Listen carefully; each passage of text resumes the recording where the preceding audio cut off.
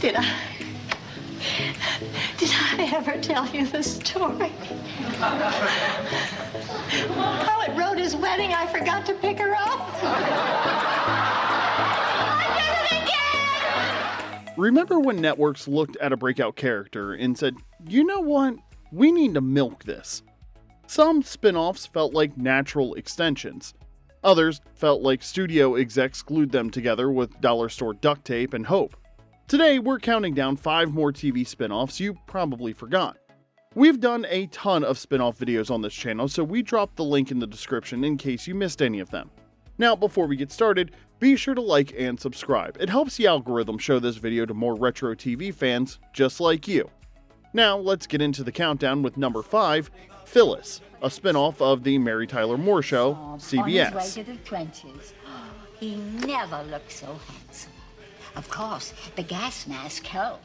After 5 years of driving Mary Richards absolutely nuts as her most unforgettable neighbor on the Mary Tyler Moore Show, Cloris Leachman finally got her own show. Because apparently, CBS looked at the most passive-aggressive character on television and thought, yeah, she can definitely carry 30 minutes by herself. So, Phyllis Lindstrom packed up and headed back to her hometown of San Francisco after her husband Lars inconveniently died, leaving her broke and suddenly widowed in her mid-40s with teenage daughter Bess, played by Lisa Gerritsen. Phyllis had to move in with Lars's mother Audrey, played by Jane Rose, and Audrey's husband, Judge Jonathan Dexter, played by Henry Jones. And because this is 1970s television where more characters automatically equals more laughs, Judge Dexter's elderly mother also moved in before the first season ended. Being a pampered doctor's wife for years hadn't exactly prepared Phyllis for the working world, but she landed a job as assistant to Julie Erskine at a photography studio, working alongside photographer Leo Heatherton, played by Richard Shaw, but this show seemed genuinely cursed from the start.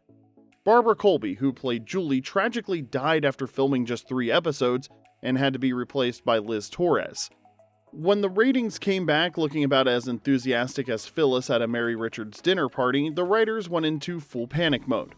For the second season, they completely scrapped the photography angle and stuck Phyllis in politics as an assistant to city supervisor Dan Valenti, played by Carmine Caridi. She worked alongside supervisor Leonard Marsh, played by John Lawler, and his assistant Harriet, played by Garn Stevens, because nothing says let's save this show like completely changing the premise. Meanwhile, the home front was getting its own soap opera treatment. Mother Dexter, played by Judith Lowry, who was absolutely the MVP when it came to putting Phyllis in her place, fell in love at 87 with 92-year-old Arthur, played by Burt Mustin.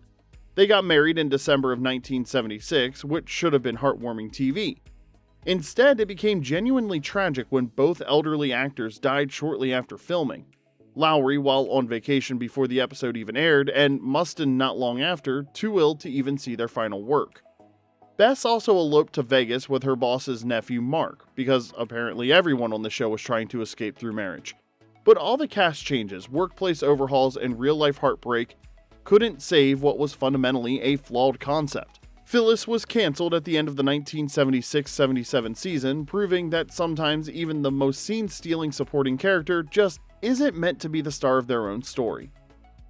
Number 4, A Man Called Hawk, spin-off of Spencer for Hire, ABC. Ergo, you tell Belson Sergeant to stay off me. Us paranoids get real jumpy. Spencer for Hire was ABC's answer to the private detective craze of the 1980s. Robert Urich played a Boston PI who solved cases with a mix of wisecracks and street smarts. But the real draw was his partnership with Hawk, the mysterious enforcer who showed up whenever things got really dangerous.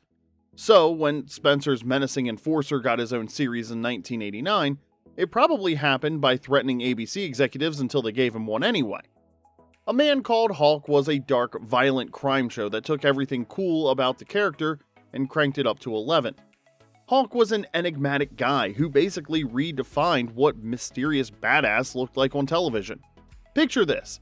A tall, powerful man who said little and scowled often, wore expensive black clothes, drove a BMW, and packed a huge silver .357 Magnum. Oh, and he could explode into sudden violence without warning. But here's where it gets interesting. This wasn't just another tough guy with a gun. Hawk was also a connoisseur of fine foods and an accomplished jazz pianist.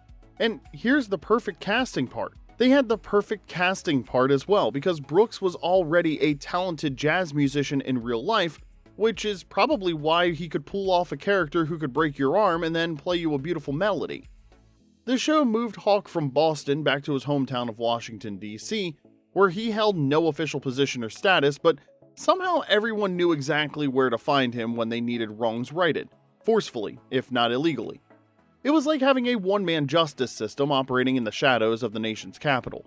The character came from writer Robert B. Parker's Spencer novels, and Parker kept things simple with names. Hawk was just Hawk. No first name, no last name, no backstory explanation needed. His only real confidant was the even more mysterious old man played by Moses Gunn, who apparently had no name at all and existed mainly to drop philosophical wisdom whenever Hawk needed a moral compass check. Filmed on location in Washington, D.C., the show ran for just one season and 13 episodes from January 28th to May 13th of 1989. And despite being ahead of its time with its noir style and cultural commentary, it couldn't find a broad enough audience to survive. But here's the crazy part. In just those 13 episodes, the show featured an absolutely stacked guest roster that reads like a who's who of future A-listers. Samuel L. Jackson, Wesley Snipes, Angela Bassett, Delroy Lindo, Keith David, Joe Morton, and Charles S. Dutton. That's not just good casting. That's basically a crystal ball of 1990s Hollywood. Hi there. Bailey Webster, what's going on? I've known you since I was 6 years old, and it's always been Bailey Webster. What's going on? So, what is? While A Man Called Hawk didn't stick around, it launched Avery Brooks into his next iconic role as Captain Benjamin Sisko on Star Trek Deep Space Nine from 1993 to 1999. And here's a fun bit of trivia for you. Brooks deliberately kept his hair and shaved his goatee during the early seasons of DS9 specifically to distance Sisko from Hawk. By season 4, when he embraced the bald and bearded look, he was actually juggling both characters, filming Star Trek while returning as Hawk in Spencer reunion movies. So yeah, A Man Called Hawk proved that smart, stylish drama with a black lead could work on network TV. It just needed an audience ready for what it was selling. Brooks went on to captain the Enterprise in Deep Space Nine, but here's what makes him unique in Hollywood. He never abandoned his other passions. Throughout his entire acting career, he's been a tenured professor at Rutgers University since 1976, teaching theater arts while juggling roles in films like American History X, and continuing that jazz career that made him perfect for Hawk in the first place. Brooks released his debut album Here in 2009, and still makes appearances at Star Trek conventions, proving that some actors never really retire, they just get more interesting. Number 3. The Colbys, spinoff of Dynasty, ABC. I think I've been searching for you my whole life. By 1985, Dynasty had become ABC's primetime goldmine, a weekly dose of shoulder pads, slapping matches, and corporate backstabbing centered around oil tycoon Blake Carrington and his feuding family in Denver. The show had everything. Power struggles over Carrington oil empire, catfights between Blake's sweet wife Crystal and his scheming ex-wife Alexis, and enough lavish wealth to make viewers forget about their own problems every Wednesday night. But here's where soap opera family trees gets interesting. Alexis was actually a Colby cousin, connected to an even richer branch of the family through her relationships with sisters Sable and Francesca. And when Blake and Alexis's daughter Fallon married Geoff Colby, who was technically her second cousin, ABC realized they had a whole other family worth spinning off. If Dynasty was pure soap opera excess, the Colbys was Dynasty on steroids. We're talking peak 1980s bigger is better mentality here. Premiering in November of 1985, The Colbys was ABC's attempt to dominate the soap opera wars by spinning off the long-lost Colby side of the Carrington family tree. It aired for 2 seasons and 49 episodes, ending in March of 1987, with one of the most bonkers finales in TV history. The plot kicked off when Geoff Colby, played by John James from Dynasty, relocates to California to reconnect with his billionaire relatives and search for his missing bride Fallon, who had conveniently developed amnesia. Enter Uncle Jason Colby, played by Charlton Heston, because apparently ABC thought, you know what this soap needs? Moses, who ran Giant Colby Enterprises, a multinational conglomerate with fingers in oil, shipping, real estate, and aerospace. Basically, the Colbys made the Carringtons look middle class. The family's opulent estate Belvedere, perched overlooking Los Angeles, was where all the scheming went down. At the center of it all was the rivalry between Jason's glamorous, manipulative wife Sable, played by Stephanie Beacham, and her much-married sister Francesca, played by Catherine Ross, both vying for Jason's affections while his sensible older sister Constance tried to keep the peace and protect her half of the family empire.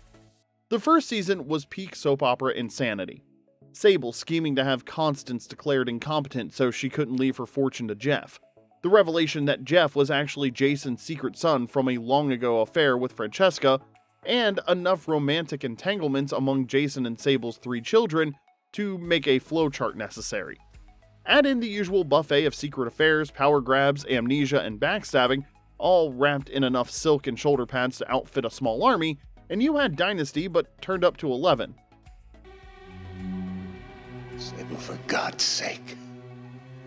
Damn you, Jason. I hate you.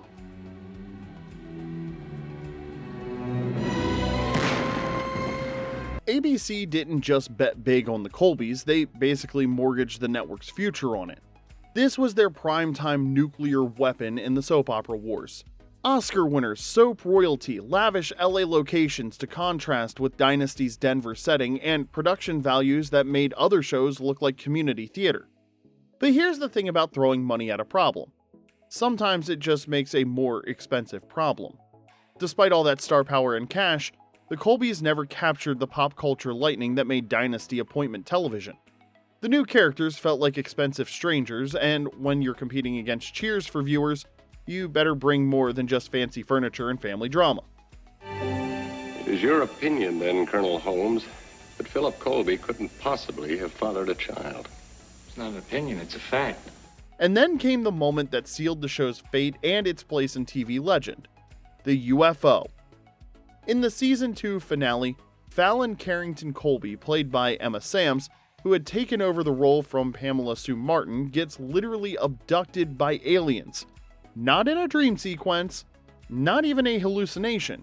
This was a full-on, beam of light flying saucer, take me to your leader alien kind of abduction. In the middle of the desert, on a soap opera about rich people problems. It was so completely insane that it worked.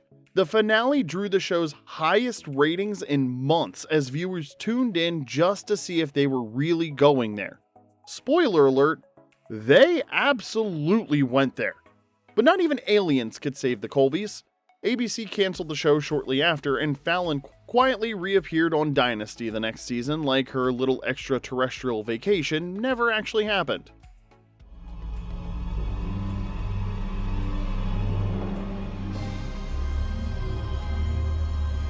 The Colbys proved that in the 80s soap wars, sometimes more really was just too much. But it also gave us one of the most memorable "did that really just happen" moments in television history, and honestly, if you witnessed Fallon getting beamed up by a UFO on primetime network TV, you're never gonna forget it either. You still with us? Cool, because if you've ever yelled, "Wait, that was a spinoff" at your screen, tap like and subscribe. We've got more forgotten gems coming up, like number 2, The Finder, spinoff of Bones, Fox. I melt in the crowd. I intimidate the crowd. This is about stealth, Leo. It's about slipping in and slipping out with the goods. Spinoffs are always a gamble, especially when you're trying to bottle lightning twice from a forensic procedural. The Finder was Fox's 2012 attempt to expand the Bones universe by giving a quirky side character his own show. The character was Walter Sherman, a former Army investigator who had developed an almost supernatural ability to locate anything or anyone thanks to a traumatic brain injury sustained in Iraq.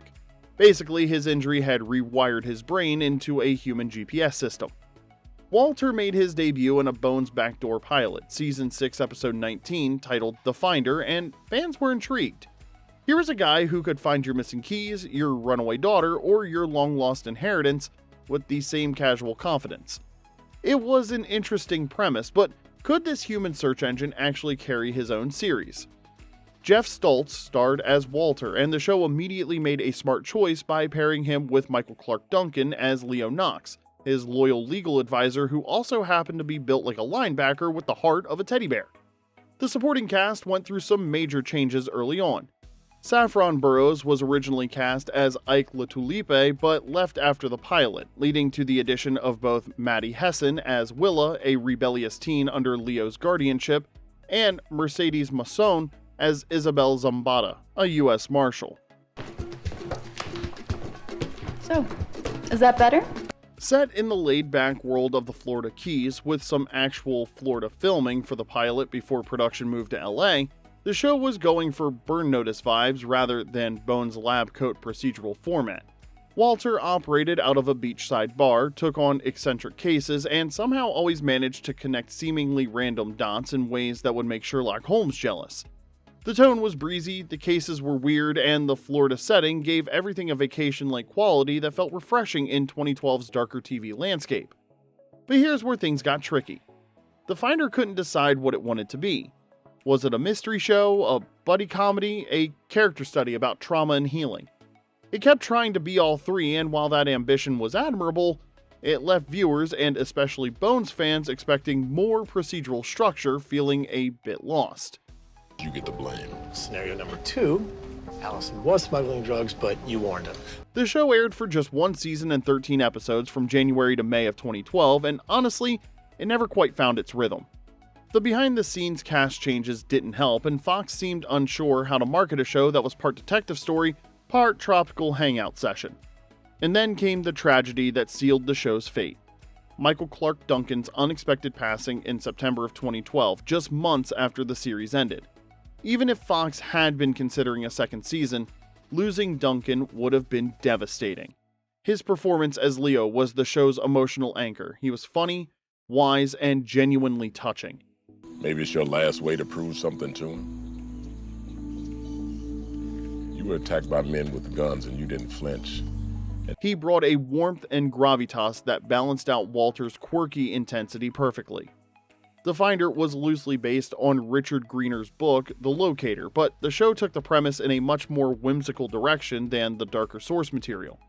It became one of those series that people genuinely wanted to love. It had charm, heart, and a unique premise that felt fresh. It just needed more time to figure out exactly what it was trying to say. For Bones fans, The Finder remains a fascinating what could have been, a spinoff with real potential that never quite found its footing before time ran out. Number 1, The Lone Gunman, spinoff of The X-Files. Pistol-packing bearded lady has it, remember? Yeah? Well, turnabout's fair play. The X-Files premiered in 1993 and spent the 90s proving that audiences were hungry for paranormal mysteries, government conspiracies, and the chemistry between two FBI agents chasing aliens and monsters in the Pacific Northwest fog. The show turned Fox into a real network and made The Truth Is Out There part of the cultural lexicon. 7 years later, Fox looked at Mulder's favorite computer nerds and thought, you know what? Let's give the conspiracy theorists their own show, because apparently 2001 was the perfect time for a comedy about government paranoia. Let's meet our heroes. The straight-laced Byers, the diminutive photography specialist Frokie, and punk rock hacker Langley, played by Bruce Harwood, Tom Braidwood, and Dean Haglund, respectively. These three published the Lone Gunman newsletter, which had a whopping 2,824 subscribers, about what you'd find in a high school football stadium on a Friday night. They operated out of a cramped office in Tacoma Park, Maryland, and drove around in a 1974 Volkswagen Transporter that was basically the mystery machine for people who thought Scooby-Doo wasn't paranoid enough. The Lone Gunman premiered on March 4th, 2001, and if you were expecting competence of the X-Files level, you were about to be very disappointed. These were the same guys who provided comic relief on The Parent Show, except now they were supposed to carry 43 minutes by themselves. Sure, they had flashes of brilliance, but mostly they stumbled through cases like the world's least effective secret agents. Social skills? What social skills? Working undercover? Whew, only if you wanted everyone within a 5-mile radius to know exactly what you were up to. Their biggest competition wasn't shadowy government agencies. It was Eve Adele Harlow, played by Zuleika Robinson, a skilled hacker whose name was an anagram of Lee Harvey Oswald. Because, of course it was. Eve could do everything the gunman could do, except competently, which made for some awkward professional jealousy. The show also featured Jimmy Bond, played by Stephen Snedden, a wealthy, naive idealist who basically funded their operation because his trust fund needed a tax write-off. Jimmy wanted to save the world, but mostly he just got in everyone's way while accidentally paying the rent. The whole thing was peak early 2000s nerds will inherit the Earth energy, except these nerds kept tripping over their own feet. It should have been harmless fun. 3 lovable losers bumbling through weekly adventures in an era when hacking still required actual skill and conspiracy theories still lived on late-night AM radio exclusively. Fox canceled the show after just 13 episodes, ending on a cliffhanger that flashed to be continued on screen, except there was no continuation because apparently even Fox had limits on how much secondhand embarrassment they could broadcast. But here's where The Lone Gunman gets remembered for something way bigger than its ratings failure. In the pilot episode, these bumbling heroes uncover a government plot to crash a hijacked commercial airliner into the World Trade Center. This aired on March 4, 2001, 6 months before 9/11. When people rediscovered the pilot after September 11th, it stopped being a silly conspiracy theory show and became one of the eeriest coincidences in television history. Suddenly, the 3 computer nerds warning about government false flags didn't seem so harmlessly paranoid anymore. The characters eventually got their send-off in an X-Files episode called Jump the Shark, the most meta title possible for what was basically a series finale that aired on a different show. They died saving Jimmy from a deadly virus, went out as heroes, and got buried in Arlington National Cemetery. Not bad for 3 guys who couldn't successfully order pizza without creating an international incident. The Lone Gunman proved that sometimes being ahead of your time isn't a blessing, especially when you're predicting the worst possible future.